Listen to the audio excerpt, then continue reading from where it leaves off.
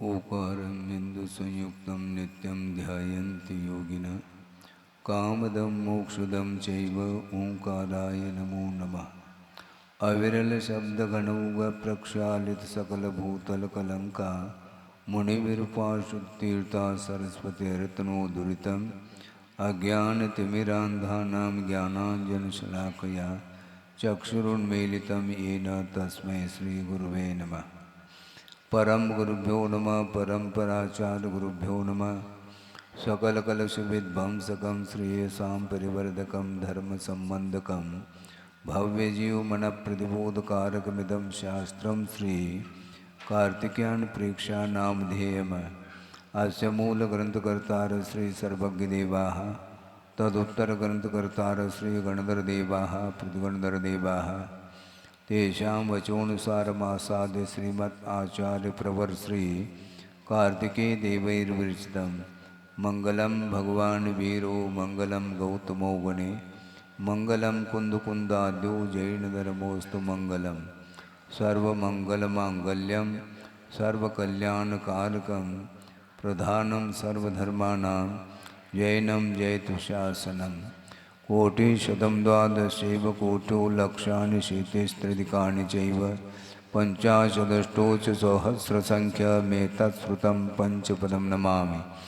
अरहन्तभासयत्तं गणहरदेवी गन्तियं सम्मं प्रणमामि भक्तजुत्तो सुदनानमोहो वहिं शिरसा यच्छामि बन्ते सुदभक्तिकावसुगोकुदसालोचयम् अंगुवंगपयनय पाउडय परियम सुत्त परमाणुग पोगय चूलिया जेव सुत्तय त्विदम कायम सैनिच कलमंचे में पूजे में वंदामि नमम सामि दुखको कमको भूलाओ सुगय गमनम समाय मरणम जनगुण संपत्ति होद मध्यम। अथ पौर्वाणिक स्वाध्याय वेलायाम श्रीमद् आचार्य भक्ति कायो सर्गम करोमि।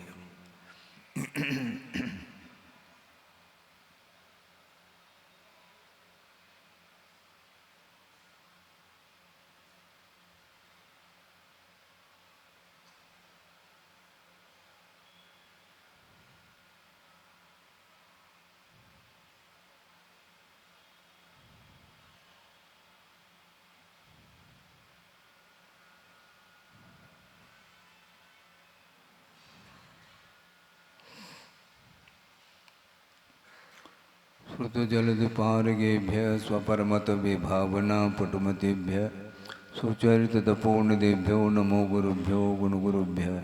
छत्तीसगुणसमज्ञे पंचमे आचार्यकर्ण संदर्शे शिष्यानुग्रहकुशले धम्मायिरे सदा वन्दे गुरुभक्त्य संयमेन तरन्त्य संसारसागरं घोरं छिन्नन्ति अट्टकं मम जन्मन मरणं न पावन्ति ये नित्यमृतमन्त्रोम निरता ध्यानाग्निहोत्राकुला षट्कर्मा विरतास्तपो धनधना साधुक्रिया साधव शीलप्रावरणा गुणप्रहरणा चन्द्रार्कतेजोदिकाः मोक्षद्वारकपाटपाटनवटाः प्रीणन्तु मां साधव गुरुवः पान्तु नो नित्यं ज्ञानदर्शननायकाः चारित्राणवगम्भीरा मोक्षमार्गोपदेशकाः। इच्छामि बन्ते आयुर्बते कावसको दोस्सालोचयं सम्मनान समुदं सनसं त्रिजुत्तानं पंचव्याचाराणाम् आयुर्यानम् आयारादि सुमरानुपदेशयानम् उवज्झायानं तिरयनुगुणपालयानं सौसानं सैनिचकलमंचे में पूजे में वंदामि नमं सामि दुःखको कमको भूलाओ सुगय गमनम समाय मरणम जनगुण संपत्ति होद मध्यम। तिहुवनतिलयं देवं वन्दिता तिहुर्निन्दपरिपूज्यं वोच्छम् अनुपेहावो भवीयजनानन्दजननी वो।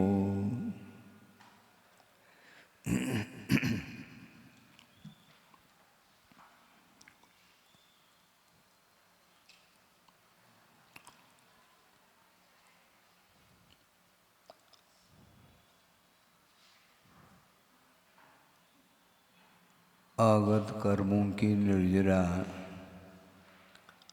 दो तरह से होती है। निर्जरा का अर्थ ये है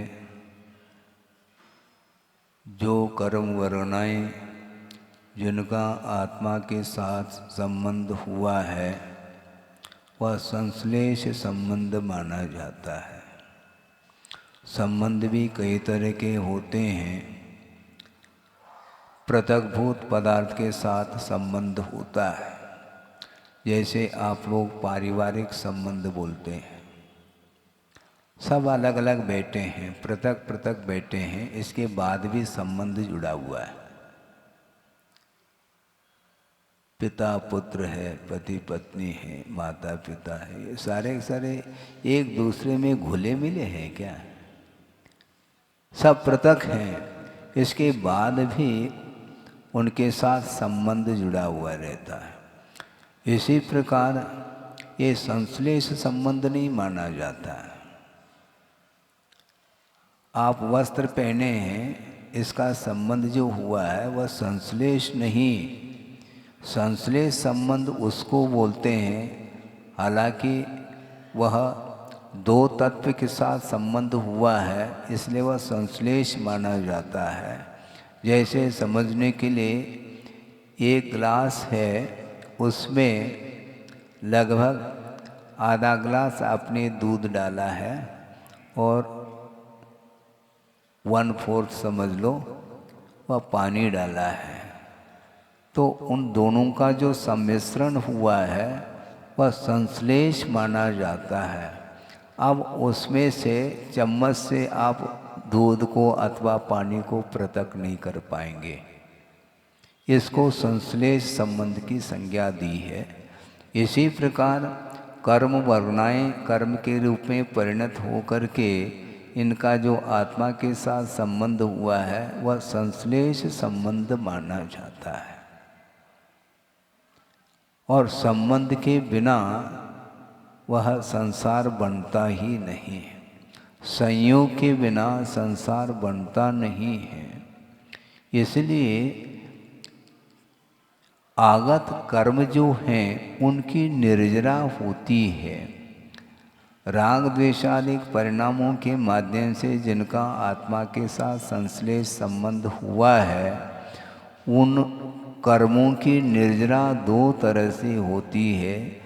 एक तो बिना किसी निमित्त के समय पर आकर के उनकी निर्जरा हो जाती है, उनका क्षय हो जाता है।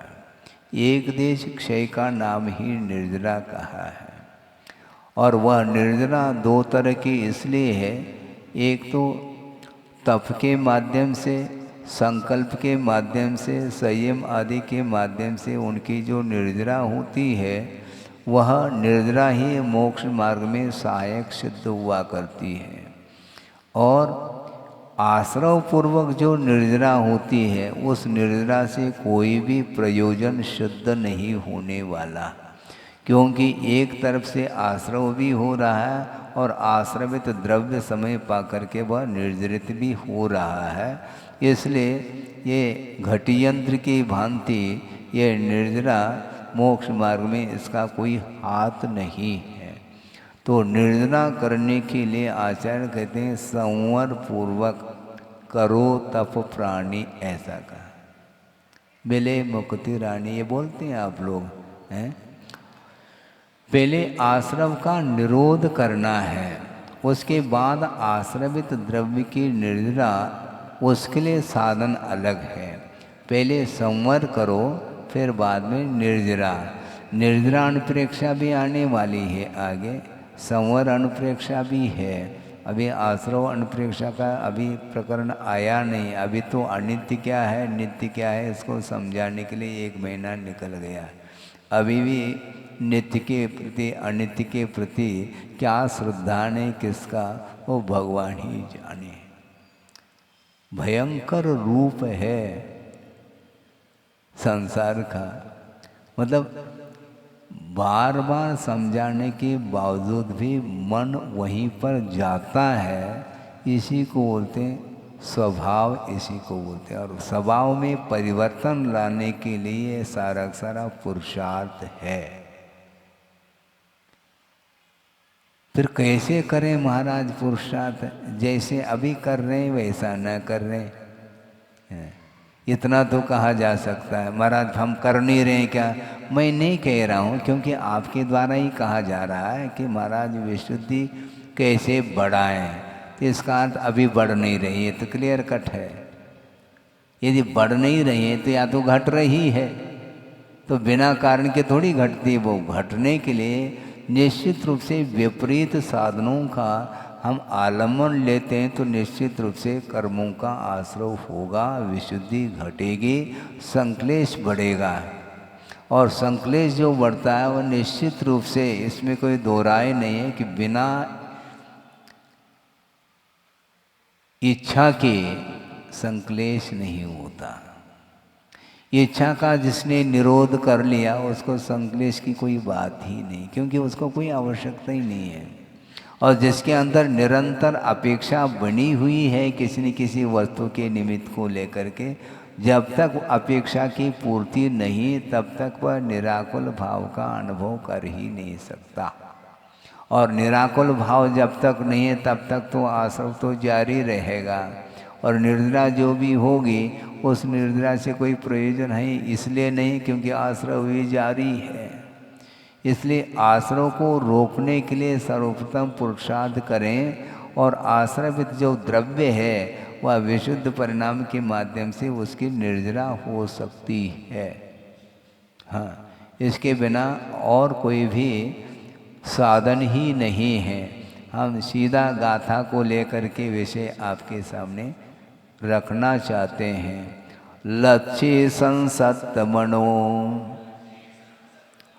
जो अपानम धरेद कट्ठेन सो राय दायानम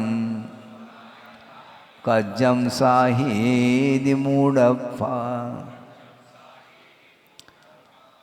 वह मूढ़ आत्मा है, अर्थात अज्ञानी है। वो कैसा है? लक्ष्य संसत्त मनो, लक्ष्मी धन संपदा में जिसका मन आसक्त है, और वह अपनी आत्मा को कष्ट में डाल देता है, और वह राजा और कुटुंब इत्यादि के कार्य को साधता है। उसके माध्यम से अपने लिए कुछ भी नहीं मिलता, क्योंकि अत्यधिक मात्रा में धन संपदा के प्रति उसका आसक्त भाव बना हुआ है, इसलिए उसको कष्ट का ही अनुभव होगा, क्योंकि वह धन संपदा में उसका मन अटका हुआ है। अत्यधिक मात्रा में आसक्ति बढ़ी हुई है, उसके माध्यम से आत्मा को क्या मिलेगा? कठिन धरदी, वह आत्मा को कष्ट में डाल देता है। आसक्ति के माध्यम से कभी भी आत्मा को सुख नहीं मिलेगा, किंतु एक मान्यता बन चुकी है अनंतकालीन कि पर वस्तु के माध्यम से हमें सुख मिलता है। इस मान्यता को दूर कौन करेगा? महाराज आलम्बन तो हमें लेना पड़ेगा ना।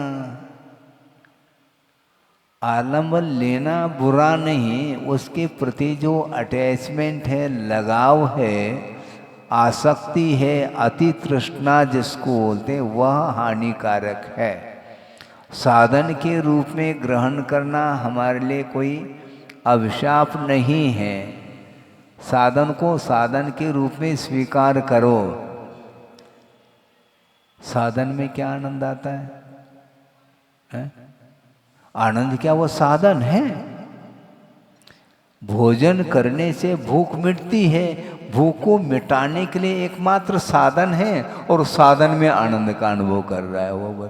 भूख मिटाना है क्या कुछ और करना है? भूख से पीड़ा का अनुभव हो रहा है, इसलिए क्षुधा का शमन करने के लिए जो आवश्यक तत्व है उसका सेवन करने के लिए का इतना ही प्रयोजन है। प्रयोजन बहुत साइड में रह जाता है और उलझता चला जाता है। हमेशा ऐसा ही होता है। साधन के माध्यम से साध की उपलब्धि क्यों नहीं हो रही है? क्योंकि प्रयोजन साइड में रहा हमारा। आलम्बन तो हमने ले लिया साधन का, किंतु प्रयोजन कुछ अलग ही रहा। भूख मिटाने के उद्देश्य से भोजन करते हैं क्या कुछ और उद्देश्य को लेकर के? प्रत्येक को पूछो, कुछ उद्देश्य अलग ही रहता है।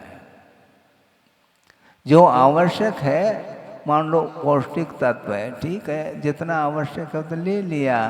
उसके प्रति तृष्णा क्यों, आसक्ति क्यों? पेट्रोल डालना है तो डाल दिया, खत्म बात, इतनी सी तो बात है।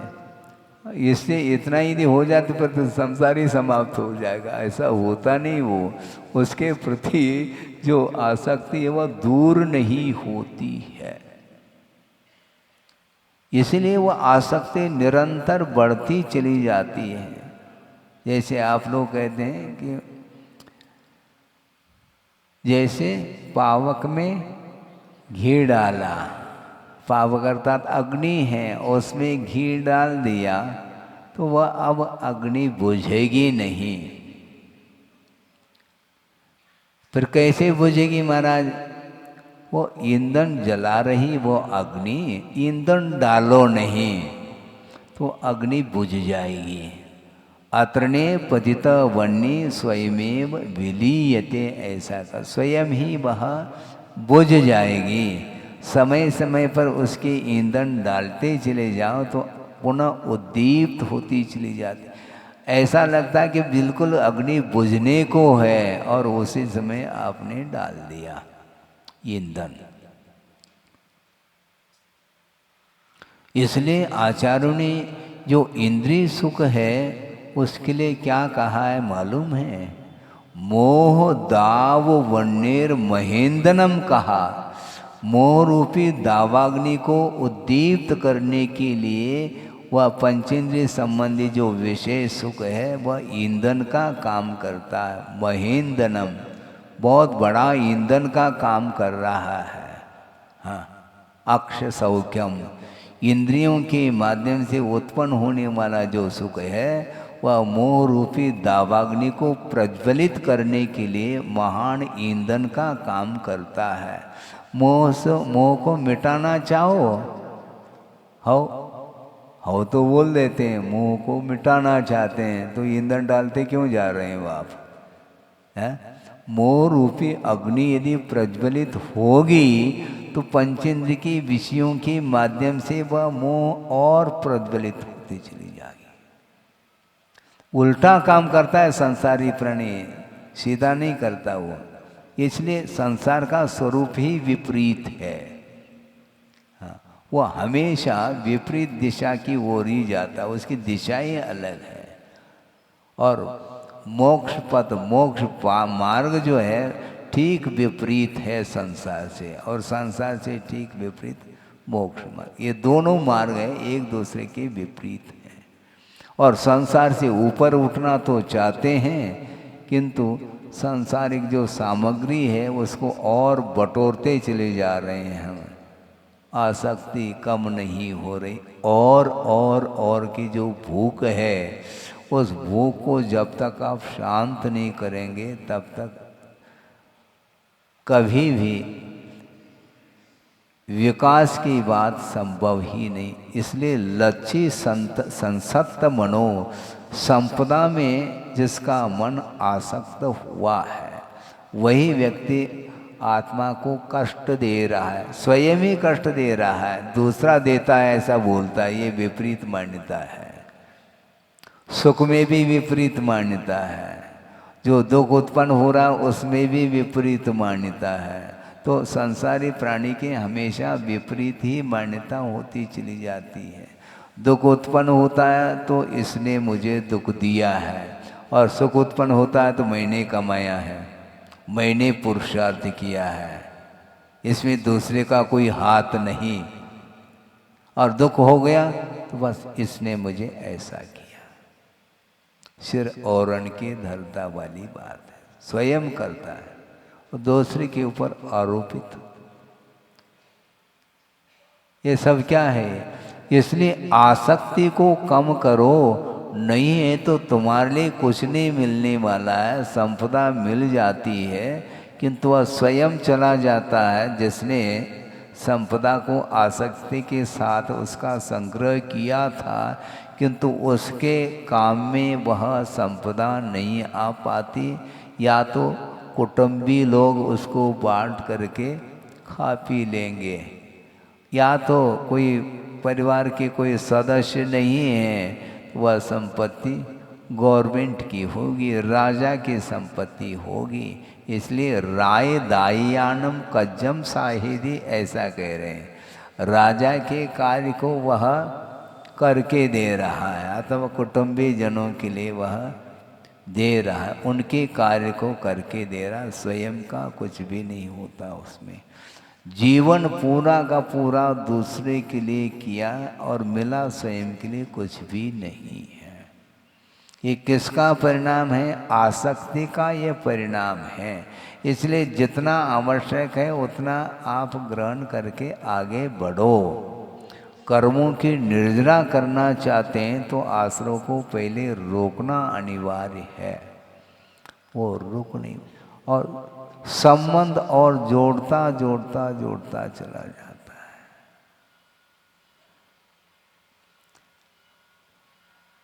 उपयोग लगता क्यों नहीं है?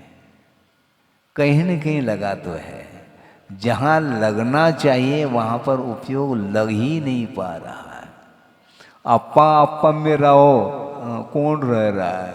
आत्मा आत्मा में रहे ऐसा कहा जा रहा है, तो आत्मा में रहते नहीं, वो पर में ही चला जाता है, बल्कि शरीर को ही आत्मा मान कर के चलता है। पंचेंद्र के विषयों के माध्यम से जो संवेदन हो रहा उसमें उसकी सुख की मान्यता है, यहीं पर विपरीत मान्यता हो गई। आह्लाद होता है उसको, क्या आह्लाद है वो? सुख शांति, शांति मिलती है, हैं? देखो केवल नहीं, ऐसा कहने मात्र से थोड़ी होता है। कहना तो बहुत आसान है, इसके बाद भी उसमें रस आता है उसको, है? मिठाई में रस है क्या? किसमें है मुझे बताओ, है? क्योंकि स्पर्श रस गंध वर्ण बंत पुद्गला है, पुद्गल में रस है, तुम्हें क्यों रस आ रहा है उसमें? उसमें से तुम्हें रस क्यों आ रहा है? आत्मा को रस आता है। मिठाई रखी है, उसको कोई रस नहीं आ रहा है, क्योंकि वह जड़ वस्तु है।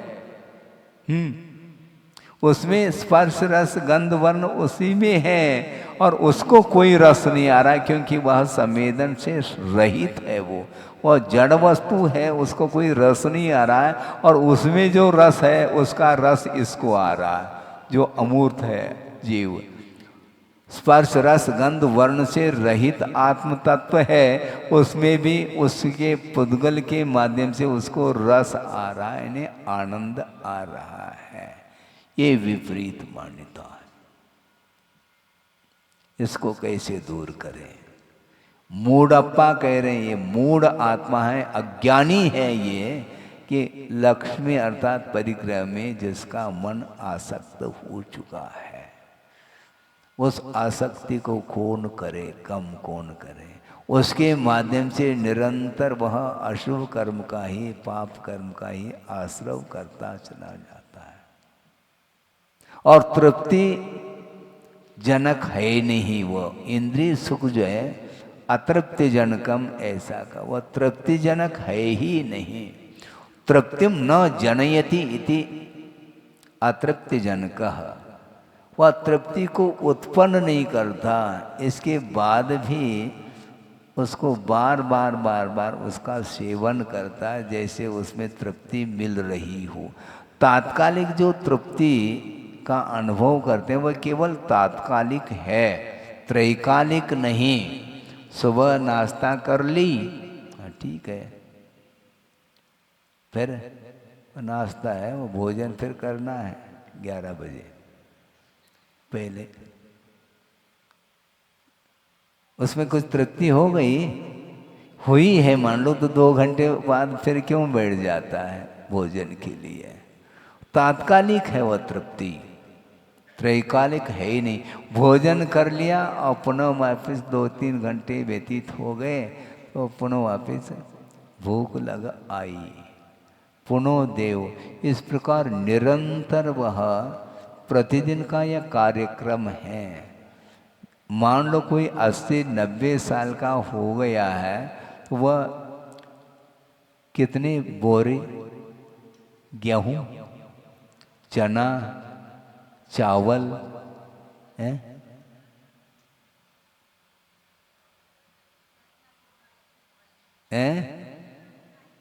खूब भरी, लेकिन फिर भी भरने में लगा हुआ है वो।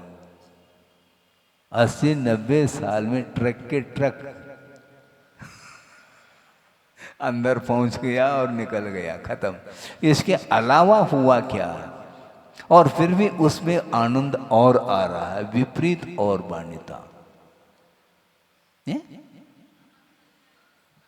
नमक एक बार में तो थोड़ा, एक चुटक, लेकिन जिंदगी भर कितना खाया है?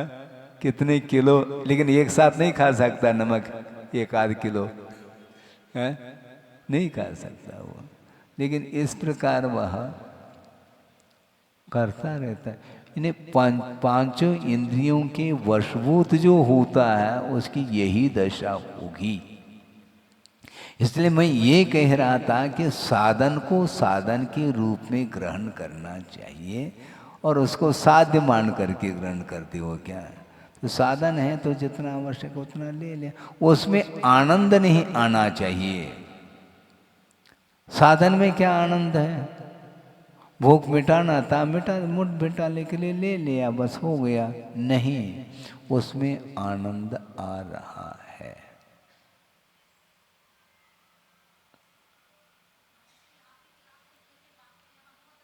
हाँ, क्यों नहीं आते? वो उसी समय पूछ लो, उसमें भी यहीं पर पूछा जा रहा। बताओ, ये इसी को बोलते हैं अनादिकालीन संस्कार है इसके। हाँ, बहुत कठिन काम है। सम्यक दर्शन प्राप्त करना तो दुर्लभ है ही, किंतु सम्यक दर्शन प्राप्त करने के बाद भी उसकी दशा विचित्र दशा होती चली जाती।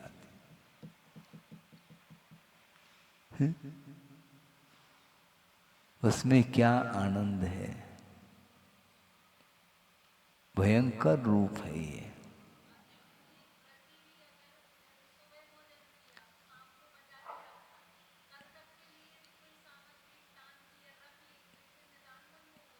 सुनो तो क्या समस्या ये है कि भोगों की आकांक्षा। हाँ, निदान का अर्थ खोल दो थोड़ा ताकि हम और खोल लें। वस्तुतः निदान बोलते किसको? सुनो, भावी भोगाकांक्षा निदानम ऐसा कहा। भावी का अर्थ क्या? तो बस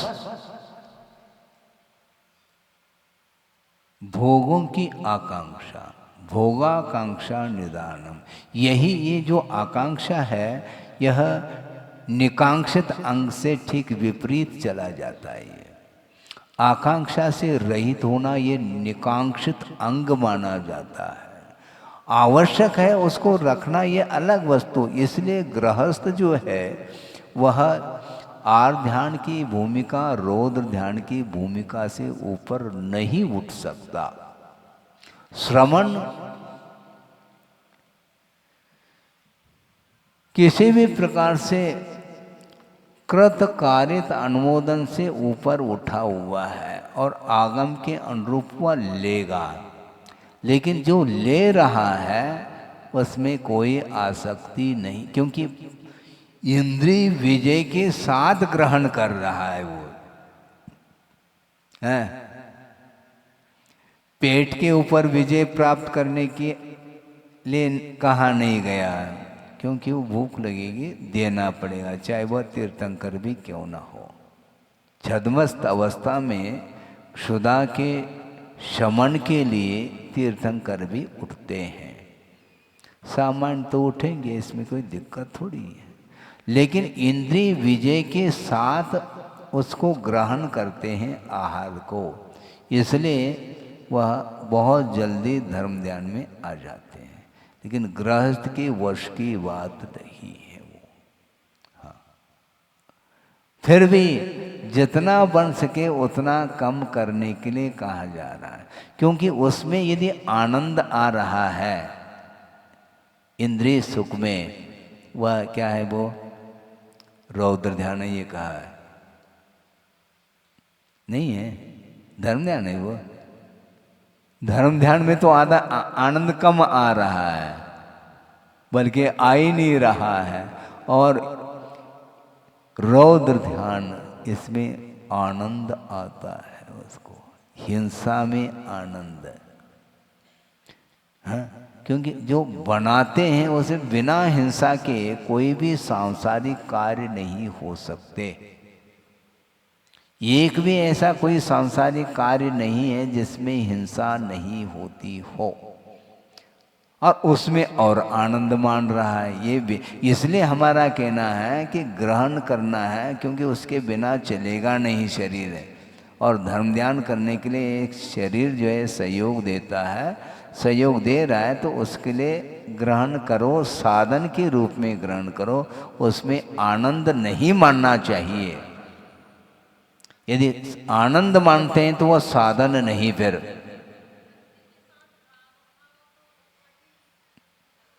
राग नहीं है, वो विरक्ति है, किंतु उसको ग्रहण करना पड़ रहा है, इसलिए आनंद नहीं मानता, ले लेता आ जाता है, इतना होता है, चाव से नहीं लेता वो। भगवान की भक्ति तो चाव से करो, क्या बोलते, भाव भक्ति से, चाव शक्ति से ये करो। देवगुरु शास्त्र की आराधना अथवा पंच परमेष्टि की आराधना तो बिल्कुल उल्लास के साथ होना चाहिए, भाव विभोर हो करके करो। उसके माध्यम से साथ से पुण्य का ही मात्र संचय नहीं होता, किंतु उसके माध्यम से पूर्वबद्ध पाप कर्म की भी निर्जना होती है। इसलिए पाप कर्म की निर्जना को उद्देश्य बना करके वह भगवत भक्ति करता है, उसमें तो आनंद आना चाहिए, किंतु आहार लेना, इसमें लेना पड़ता है, फिर आनंद क्यों आ रहा है उसमें? आनंद तो नहीं आना चाहिए।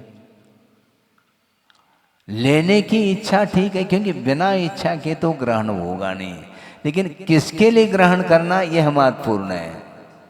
जो ग्रहण किया जा रहा है एकमात्र वह साधन है धर्म ध्यान के लिए, वह स्वयं धर्म ध्यान नहीं। कई बार हमने कहा है आहार ग्रहण करना धर्म ध्यान नहीं, धर्म ध्यान के लिए श्रवण लोग उसको ग्रहण करते हैं, आगम के अनुरूप ग्रहण करते हैं, और रसनेन्द्रिय के ऊपर विजय प्राप्त करते हुए वो उसको ग्रहण करते हैं। तो ऐसी स्थिति में ज़्यादा ग्रहण करने की इच्छा थोड़ी होगी उसकी। थोवम जी मैं है ये कहा है। कुंद स्वामी ने ये श्लोक गाथा दी है, शायद ये अष्टपाउंड की गाथा हो सकती है, मूलाक्षर में, ठीक है। भिक्कम चर वसरण्ये थोवम जीमय माँ बहुजम्पः दुक्कम सह जी निद्दा मित्ति भावेन सुट्ट वैरगम, ऐसी गाथा दी है। ये आज्ञापरक वचन का उन्होंने प्रयोग किया है।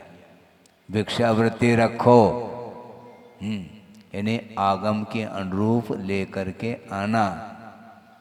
वसरण्य अरण्य में रहो, अब संभव नहीं आज, किंतु जिनके लिए संभव है उनके लिए भी ऑर्डर दिया जा रहा है, बिना ऑर्डर के काम चलता नहीं। तो मैं रहना चाहिए वन में, तो कोई रहता नहीं, रहो वहाँ पर। तो अब आदेश आ गया बाबा साहब का, अब तो पालन करो। आदेश के बिना कार्य होता नहीं है। हाँ, माँ बहु जंपा कह रहे हैं, वो ज्यादा बोलो नहीं, मौन रहो। थोवम जे में थोड़ा, ज्यादा नहीं। अयभत्त भोजनाए नहीं, अति मात्रा में भोजन नहीं, मात्रा मासी।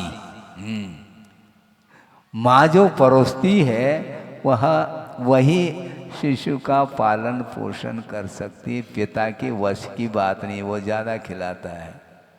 किंतु माँ के पास विवेक है, माँ के पास स्नेह भी है, इसके बाद भी विवेक के साथ ही उस बालक का वह पालन पोषण करती है। इसी प्रकार मात्रा जो है ना मासी होनी चाहिए, गुरुदेव कह रहे हैं, अति मात्रा नहीं है। हाँ, मासी। हाँ, मात्रा जो है ना ज्यादा नहीं। माँ जो परोसती है वह विवेक के साथ परोसती है, वह उसके अनुरूप ही मात्रा होनी चाहिए। क्वांटिटी प्लस क्वांटिटी दोनों को ध्यान में रखना चाहिए। क्वालिटी भी सुपर क्वालिटी और क्वांटिटी भी अच्छी मात्रा में, तो गया फिर रुग्ण हो जाएगा। जो एक बार भोजन लेता है वह योगी माना जाता है, जो 2 बार लेता है वह भोगी माना जाता है, जो बार बार लेता है वह रोगी माना जाता है। हॉस्पिटल जाओ पूर्णायु, भाग्योदय जाओ, बार बार क्यों लेते हो हैं? ही इसीलिए इसमें आनंद क्यों मानते हो? विषय सेवन में हिंसा हो रही है, पाप हो रहा है, तो पाप के कार्य में आनंद आना यही तो रौद्र ध्यान है। इसलिए श्रवण लेते हैं किंतु उस भोजन को वह साधन मान करके ले रहे हैं, इसलिए इंद्रिय विजय के साथ लेते हैं। हाँ, इसलिए आश्रव से मुक्त हो जाते हैं। कर्मों की निर्जरा लेते एक ऐलक है पंचम गुणस्थानवर्ती है, जिसके पास परिग्रह के रूप में एक लंगोट है, इसके अलावा कुछ है ही नहीं, पीछे का मुंडो उपकरण है, और वह सामायिक कर रहा है। आप सुन रहे हैं? हाँ, वो ऐलक सामायिक कर रहा है। संभव है 5 दिन के लिए उसने उपवास का भी संकल्प लिया है और वह सामायिक कर रहा है एकांत में बैठ करके, किंतु वह जितनी मात्रा में निर्जरा करता है कर्मों की, उससे भी असंख्यात कर्मों की निर्जरा श्रमण आहार लेते समय करते हैं, ये कहा है। तो हम भी ले लें मगर तुम ले नहीं सकोगे, ध्यान रखो।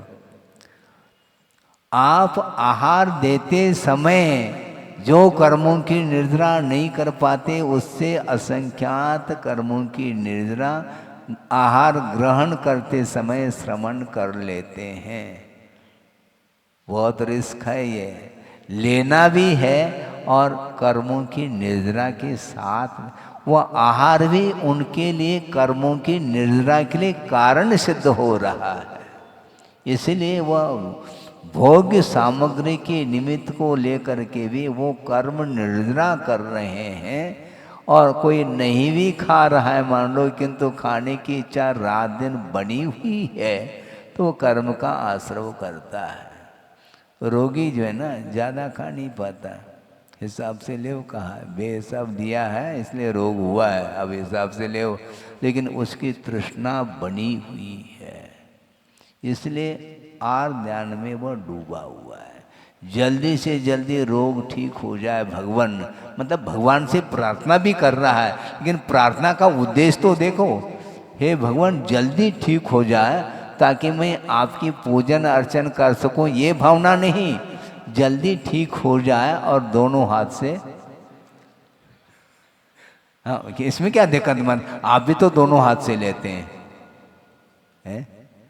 मुनि महाराज दोनों हाथ से नहीं लेते, कर पात्र में ले रहे हैं, लेकिन लेते समय भी हिसाब से लेते हैं और ईर्ष्या से विनती के साथ लेते हैं, संशोधन के साथ लेते हैं। ऐसा नहीं कि देते ही गट कर लिया, ऐसा नहीं होता।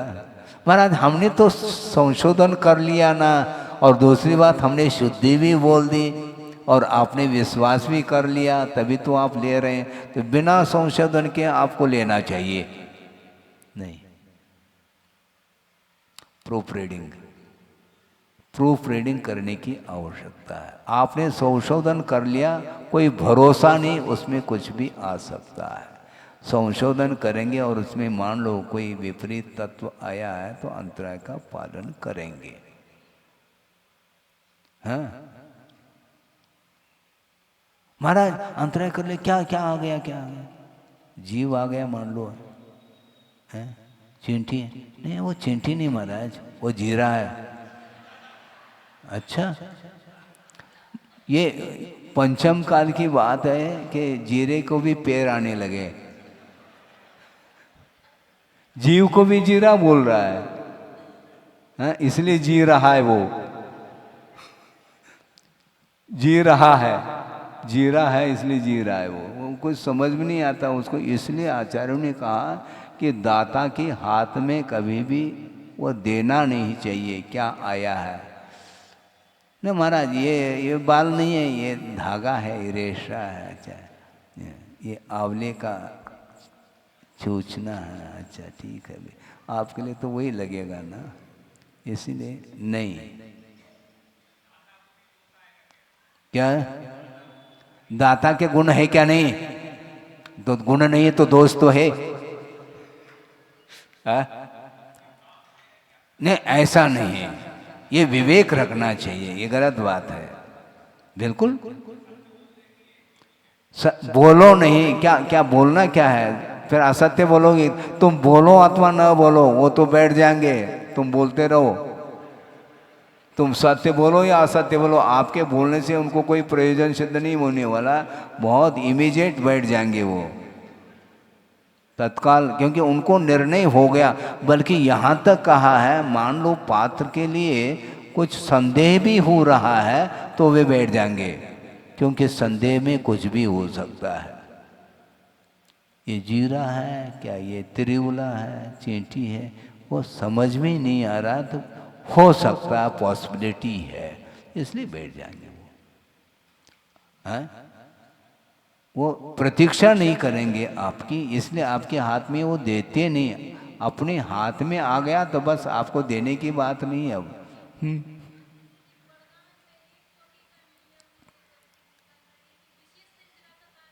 क्यों नहीं?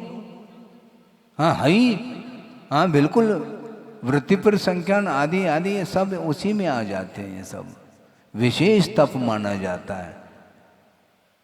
आगम के अनुरूप ही आहार ले रहा है श्रमण, और वह मान लो आसानी से विधि मिल रही है, इसलिए विशेष जो है एक विधि लेकर के चले जाएंगे, किंतु किसी को बताएंगे नहीं। महाराज आपने कौन सी विधि ली थी? जहां आहार हुआ वही विधि ली थी।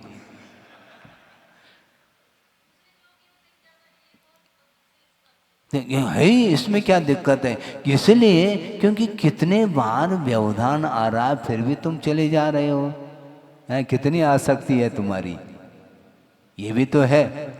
हाँ, एक ने पड़गा लिया, ले करके गए और पूजन अर्चन आदि सब कर ली, और व्यवधान आ गया, उठ के दूसरी जगह जाएंगे तो फिर वहाँ पर फिर वापिस पूजन होंगे, 2 बार 3 बार, बार बार कितने बार जाएंगे? प्रत्येक द्वार द्वार चले जाएंगे क्या? नहीं। इसलिए जिसकी क्षमता है वह इस प्रकार का भी संकल्प ले लेता है कि एक ही चौकी का नियम है। मान लो उपवास कर लिया और दूसरे दिन पारना के लिए गए और पड़गान के समय पर ही व्यवधान उपस्थित हो गया और दाता के पैर के नीचे चींटी आ गई। गाड़ी रिवर्स, चले जाएंगे वो, अंतराय हो जाएगा, अलाभ हो गया कि एक ही चौके का नियम है।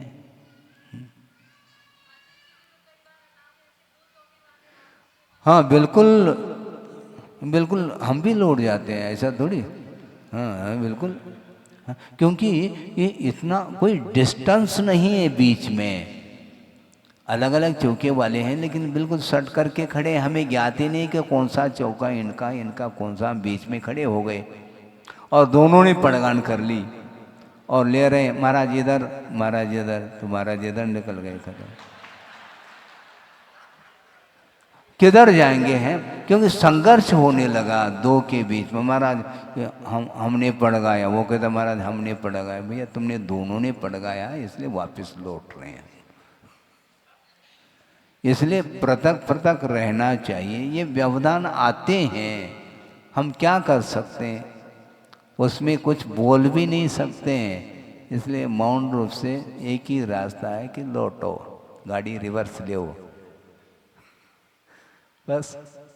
तो इसीलिए श्रवण, ऐलक महाराज 5-5 मान लो 10-10 उपवास लेकर के संकल्प पूर्वक तप कर रहा है और सामायिक कर रहा है अथवा स्वाध्याय आदि में लीन है। इसके उपरांत भी उससे भी असंख्यात कर्मों की निर्जरा श्रवण आहार लेते समय कर रहे हैं। इसको बोलते हैं महाव्रत,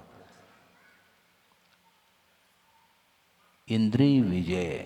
इसलिए उसमें आनंद नहीं आता आहार लेने में, देने में तो आनंद आ सकता है क्योंकि आप धर्म ध्यान कर रहे हैं और जो आहार ले रहा है उस समय आहार ध्यान की भूमिका में आता है।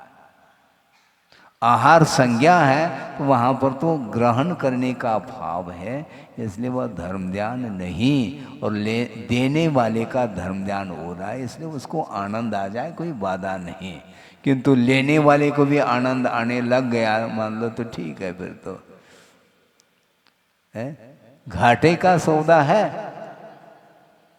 तो सुनो तो आएगा, उस समय यत्नाचार पूर्वक वह प्रवृत्ति कर रहा है, किंतु ग्रहण का जो भाव है वह किसके लिए, क्षुधा शमन के लिए। इसका तो क्षुधा इष्ट है क्या अनिष्ट है, अनिष्ट है, यही तो आर ध्यान है। और उसका शमन करने के लिए वह ग्रहण कर रहा है, ये भी आर ध्यान है। अब वह धर्म ध्यान के लिए कर रहा है इसलिए वह क्षम्य है। आर ध्यान की जो क्वालिटी है वह क्वालिटी में अंतर आ जाएगा। गृहस्थ का आर ध्यान, अनुवृत्ति का आर ध्यान, महावृत्ति का आर ध्यान अथवा मिथ्या दृष्टि का आर ध्यान, इन सब में आर ध्यान में अंतर है, किंतु आर ध्यान ही बोलेंगे उसको धर्म ध्यान नहीं कह सकते।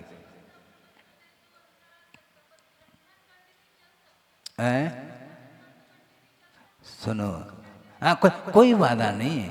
हम ये पूछना ये चाहते हैं कि आर ध्यान का अवसर कब आएगा फिर मुनि महाराज को, क्योंकि प्रमथ, सुनो, प्रमथ संयता नाम ये कहा है, तद अविर, सुनो तो, तद अविरत देश विरत प्रमथ संयता नाम। अब बोलो क्या बोलना है। तो आर ध्यान होगा कब फिर, हैं? क्या क्या नहीं, समस्या ये है कि ये ग्रहण जो हो रहा है,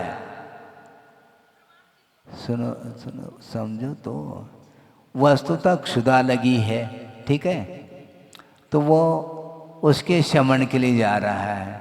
तो क्षुधा उस श्रवण के लिए इष्ट है क्या अनिष्ट है, मुझे बताओ। अनिष्ट है तो उसका प्रतिकार, यही तो आर ध्यान है। क्षुधा का प्रतिकार ये धर्म ध्यान है क्या? आएगा तो प्रमाद में ही, अप्रमत में तो आर ध्यान रौद्र ध्यान तो वैसे ही नहीं होता, किंतु अप्रमत गुण स्थान में श्रवण को कतई आर ध्यान नहीं होगा। और छठे गुण स्थान में 3 आर ध्यान होंगे, इष्ट वियोग, अनिष्ट संयोग और पीड़ा चिंतन।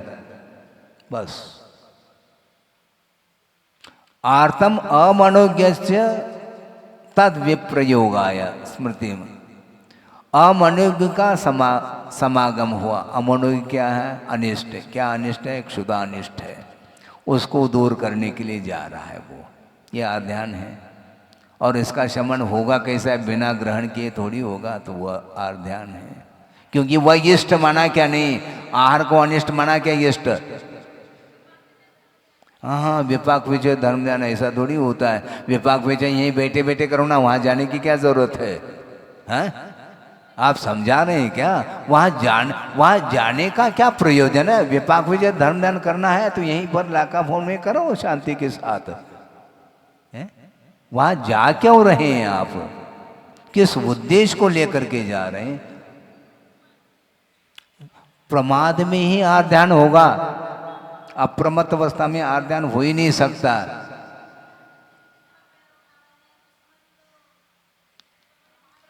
सुनो तो वस्तुतः अयत्नाचार पूर्वक प्रवृत्ति होती है तो वह हिंसा है। तो ये जो इष्टानिष्ट, हम ये सीधा ये प्रश्न रखते हैं, वो इष्ट और अनिष्ट की भूमिका में श्रवण आता है क्या? नहीं आता है। या तो इष्टानिष्ट की परिकल्पना से ऊपर हमेशा उठा हुआ है, तो हमेशा सप्तम गुण स्थान में ही रहना चाहिए उसको। छठे में आ क्यों रहा है वो? ऐसा नहीं होता ना, तो उतने इसलिए कहा जा रहा है। हाँ, बहुत अच्छी बात है। यदि आहार लेते समय भी उसने धर्म ध्यान ही किया है एकांत से, तो फिर प्रायश्चित प्रतिक्रमण क्यों करता है? आहार के बाद धर्म ध्यान करके आया है वो, आर्ध्यान तो किया नहीं उसने, तो किस बात को लेकर के प्रायश्चित ले वो? इसी का नाम आर्ध्यान है। आर्ध्यान यदि होगा तो आर्ध्यान की भूमिका में प्रमाद ही रहेगा, और उसी में प्रमाद की भूमिका में इष्टानिष्ट की परिकल्पना होती है। हाँ, उसको नकारा नहीं जा सकता, अन्यथा होगा कब फिर? हम कहा एकांत अनेकांत अपने यहाँ है ही है, किंतु आर्ध्यान नहीं होता, ये एकांत क्यों पकड़ रहे हैं? फिर आप एकांत पकड़ रहे हैं, ये माना जाएगा। हम मान रहे हैं ना, धर्म ध्यान नहीं होता ऐसा नहीं है, किंतु आर्ध्यान नहीं होता ऐसा भी तो नहीं है। आर्ध्यान भी होता है। हम ये पूछना चाहते हैं आगम से उत्तर देना है। क्या पूछ रहा हूँ मैं? पूछ रहा हूँ, ऐसा कौन से आगम में लिखा है कि आहार संज्ञा के द्वारा धर्म ध्यान होता है? आहार संज्ञा क्या? कोई भी महाराज हो, आहार संज्ञा, ये चारों संज्ञाएं पाप प्रद है, ऐसा कुंद कुंद देव कह रहे हैं। गाता तो याद है आपको, सन्नाओ तिलेसा, बस हिंदी वस्ताएं अतरुद्धानी आर्ध्यान होगा वहां पर। वो अलग नहीं है। सुनो, प्रगाढ़ता अलग वस्तु, हमने पहले ही क्लियर किया है। आर्ध्यान की प्रगाढ़ता तो नहीं है, किंतु वह उस आर्ध्यान को धर्म ध्यान की संज्ञा देना यह आगम सम्मत नहीं है, इतना ही हमारा कहना है। हाँ, थोम जे मैं ये क्यों कहा जा रहा है? अरे धर्म ध्यान के लिए ले रहे पर्याप्त लो ना, क्या दिक्कत है? हाँ, अच्छा आराम से लो, एक बार ही तो लेना है महाराज। हाँ, एक ही बार तो ले रहे हैं, लेकिन 2 दिन का एक ही बार में लेंगे तो क्या होगा? 2 दिन का क्यों? अलग चीज नहीं। सुनो, वस्तुतः भूमिका के अनुरूप आर्ध्यान होता है। आर्ध्यान का निषेध नहीं कर पाएंगे आप। ये जो संज्ञाएं हैं, इन संज्ञाओं के साथ धर्म ध्यान नहीं हो सकता। धर्म ध्यान की सामग्री क्या? सुनो, धर्म ध्यान की सामग्री क्या है? आर्ध्यान की सामग्री क्या है? दोनों भिन्न भिन्न हैं। पंच परमेष्टि की आराधना हम कर रहे हैं, तो पंच परमेष्टि हमारे लिए धर्म ध्यान की सामग्री है। स्वाध्याय आदि करना ये धर्म ध्यान की सामग्री है, किंतु आर ध्यान की सामग्री तो संज्ञाएं हैं। हाँ, मूर्छा, यही तो समस्या, सांप्रदायिक आश्रय हो रहा है, कषाय का अभाव नहीं हो। बिल्कुल होगा, क्या दिक्कत है। और हम आप अपने अनुरूप लगाओ, फिर आगम के अनुरूप हम लगा रहे हैं, आप अपने अनुरूप लगा दो ना, क्या दिक्कत है। अपने अनुरूप लगाने का पुरुषार्थ ना करें, रुचिवत नहीं विधिवत चलो, अपने अनुरूप नहीं।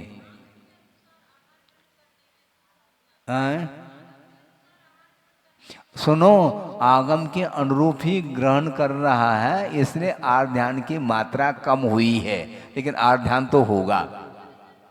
सुनो, आज्ञा विषय धर्म ध्यान अलग है। जिनेंद्र भगवान की आज्ञा है ना, मैं मान रहा हूं, तो जिनेंद्र भगवान की आज्ञा का क्या वो उल्लंघन कर रहा है? क्या उल्लंघन नहीं, किंतु सम्यक बहुत अच्छा है। फिर गृहस्थ की भूमिका में भी आज्ञा विषय धर्म ध्यान तो है, आज्ञा सम्यक तो है, और सम्यक दर्शन जो है ना 66 सागर तक रहता है वो। फिर आर्ध ध्यान तो आना ही नहीं चाहिए उसको, क्योंकि आज्ञा सम्यक का पालन है। आर्ध ध्यान की भूमिका में क्यों आ रहा है वो? कह तो रहना, इसके लिए ज़्यादा और समय दिया जाएगा कि वस्तुतः देखा जाए कि प्रमत्त संयता नाम ऐसा कहा, तद अविरत देश विरत प्रमत्त संयता नाम। वह आध्यान अविरत यानी पहले गुणस्थान से लेकर के चौथे गुणस्थान तक ये अविरत माना जाता है। उसके बाद देश विरत अर्थात पंचम गुणस्थान हो गया, उसके बाद प्रमत्त संयता नाम ऐसा सूत्र है। हाँ, इससे स्पष्ट है कि वह आर्ध ध्यान है, उसको आप धर्म ध्यान की संज्ञा दे नहीं पाएंगे। धर्म में जिसका उपयोग हो उसका नाम धर्म ध्यान है। इष्टानिष्ट की कल्पना, क्योंकि क्षुधा अनिष्ट है और आहार इष्ट है, तभी जा रहा है वो, पक्की बात है। तो इसलिए साधन को साधन के रूप में हम स्वीकार करते हैं तो आर्ध ध्यान से बहुत जल्दी बच जाएंगे, नहीं है तो फिर आर्ध ध्यान मिटने वाला नहीं है। इसलिए गृहस्थ की दृष्टि, वह गृहस्थ जो भोजन करता है वह केवल पेट भरने के लिए नहीं, रसनेन्द्रिय के वशभूत होकर के इंद्रिय पोषण के साथ वह ग्रहण कर रहा है, और श्रवण जो है इंद्रिय पोषण के साथ नहीं, किंतु ग्रहण जो हो रहा है वह भले ही वह उसकी मात्रा कम है, क्वालिटी में अंतर है, किंतु वह आर्ध ध्यान माना गया। बहुत अच्छा उदाहरण दिया था हमने एक बार, उसी को दे करके इसको पूर्ण कर लो कि कड़वाहट की मात्रा बढ़ती गई है। 4 वस्तु हैं, 4 पदार्थ हैं। एक है नीम, है उसमें कड़वाहट की मात्रा है। कांजीर एक वस्तु है, उसमें नीम से भी कड़वाहट की मात्रा बढ़ी हुई है, मात्रा उसकी अधिक है नीम की अपेक्षा, और कांजीर से भी विष में और कड़वाहट की मात्रा अधिक है। फिर हलाहल जो है वो विष से भी ज़्यादा है। तो इसमें हम ये पूछना चाहते हैं आपके लिए, इन चारों में कहीं मिठास तो नहीं है? कड़वाहट की मात्रा बढ़ती गई है लेकिन है कड़वाहट। उसी प्रकार आर्ध्यान तो आर्ध्यान है, उसकी मात्रा कम हो रही है, किंतु उसको धर्म ध्यान की संज्ञा आप दे नहीं पाएंगे, क्योंकि नीम को गुड़ कहो, फिर गुड़ में मधुरता नहीं, निम्बस्य का प्रकृति कटुकता, यही वह प्रकृति है, आर्ध ध्यान की प्रकृति है वो। नीम को आप मधुर नहीं कह सकते, गुड़ से का प्रकृति मधुरता, नीम को कह दो। हलाल की अपेक्षा से महाराज नीम में तो मिठास होना, मिठास नहीं, कड़वाहट की मात्रा कम हुई है। उसी प्रकार छठे गुण स्थान में आर्त ध्यान की मात्रा कम हुई है, न कि वह धर्म ध्यान है, ये कहा जा रहा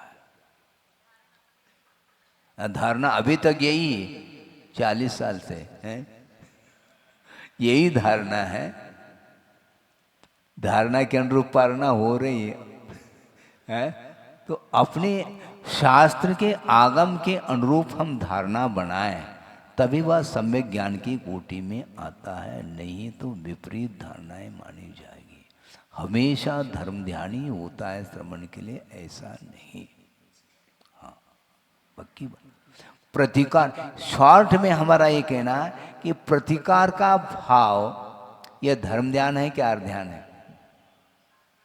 प्रतिकार का भाव, और प्रतिकार जो होता है वह अनिष्ट का होता है, इष्ट का कभी प्रतिकार होता ही नहीं है। इष्ट का तो ग्रहण होता है, आने दो,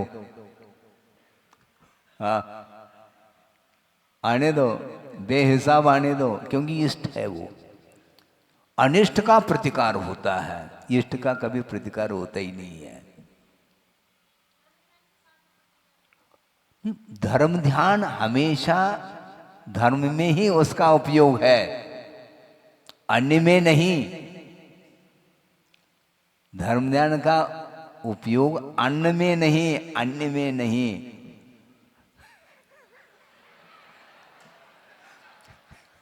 धर्म ध्यान का जो उपयोग है वो अन्न में नहीं, अन्य में है। अन्य क्या है? पंच परमिष्टि, ये साधन है एक्चुअल में। हाँ। उसके लिए उसको एक प्रकार से सुचारू रूप से धर्म ध्यान करने के लिए वह सहयोग प्रदान कर रहा है, वह धर्म ध्यान नहीं है। इसलिए अन्न में यदि उपयोग है तो आर्त ध्यान है, और उसको छोड़ करके अन्य में है तो वह धर्म ध्यान है। ये ठीक आ गया शॉर्ट में, परिभाषा समझ में। इसलिए कुल मिलाकर के हमारा ये कहना था, सुनो, इसलिए प्रतिकार मात्र आर्त ध्यान है, और प्रतिकार का उल्टा क्या? ग्रहण, वह भी आर्त ध्यान है। ग्रहण और प्रतिकार, इन दोनों से जब श्रवण ऊपर उठता है उस समय वह धर्म ध्यान कर रहा होता है। क्योंकि पूजन सामग्री और भोजन सामग्री में अंतर है क्या? नहीं, अब तो बोलो। पूजन सामग्री प्योर धर्म ध्यान के लिए कारण है, भोजन सामग्री, दोनों में कोई अंतर नहीं। गजब हो गया। तो अंतर है, इसी से स्पष्ट है वह धर्म ध्यान की सामग्री है, ये धर्म ध्यान की सामग्री नहीं। हाँ, धर्म ध्यान करने के लिए सहयोग प्रदान कर सकता है, ये स्वयं धर्म ध्यान नहीं है। इसलिए लक्ष्य संसक्त बनो, लक्ष्मी में आसक्त हुआ संसारी प्राणी वह आत्मा को कष्ट में डालता है, और वह उस संपदा को वह स्वयं में काम में नहीं आता। या तो कुटुंबीय लोग उसको ले जाएंगे अथवा राजा के हवाले हो जाएगा वह धन संपदा। इसलिए मूढ़ आत्मा ऐसा कहा जा रहा है। इस प्रकार मूढ़ता को छोड़ देना चाहिए। मोही प्राणी हमेशा इसी प्रकार विपरीत कार्य करता चला जाता है। इसलिए ये अनित्य भावना के प्रसंग में इसको रखा है। जब संपदा अनित्य है तो उसमें मूढ़ता क्यों हो रही है, उसमें मूढ़ क्यों हो रहा है? जब अनित्य भी है और उसमें मूढ़ हो रहा है, इसका तो वह अनित्य की परिकल्पना थोड़ी उसके अंदर है, वह नित्य मान रहा है। हाँ? इसलिए बार बार चिंतन करो। अभी तक धारणा यही रही आपकी है?